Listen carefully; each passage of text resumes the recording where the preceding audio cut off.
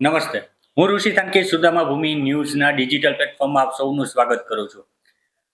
ફરી એકવાર માછીમારોને આર્થિક ફટકો લાગ્યો છે. ખારવા સમાજના પૂર્વ પ્રમુખ સુનિલભાઈ ગોહેલ આપણી સાથે જોડાઈ ગયા છે. તેમની સાથે વાત કરીએ.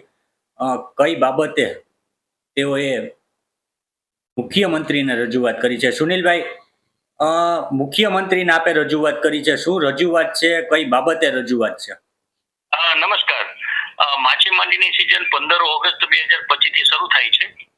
ત્યાર પછી ફિશિંગમાં નીકળતા ક્લાઇમેટ જે વાવાઝોડા અને દરિયા સમુદ્રના મોજાના કારણે આ સિઝનની અંદરમાં ઓછામાં ઓછી 4 ફેરી ફિશિંગ બોટો પાછી આવેલી છે.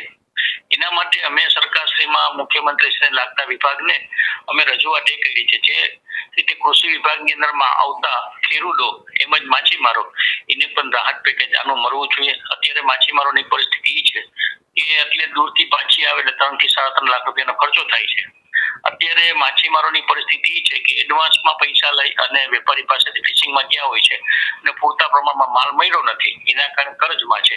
આજની તારીખમાં પણ તમે વિચાર કરશો તો જે ગામની અંદર મોટા સિટીઓ છે, ઓખા, પોરબંદર, માંગરોળ, વેરાવળ, જાફરાબાદ અને વલસાડનું ધોલાઈ બંદર, એના માછીમારો બેંકના કર્જામાં ડૂબેલા છે. તો અમે સરકારશ્રીમાં માંગણી કરી છે કે ખેડૂતની સાથે અમને પણ આ પેકેજમાં આવરી લે અને બજેટની અંદરમાં એની જોગવાઈ કરે. બીજી અમને સૌથી મોટો ખર્ચો છે ને ડીઝલનો છે.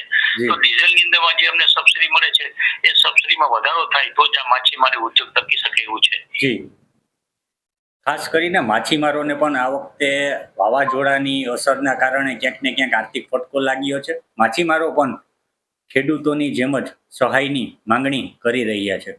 નમસ્તે.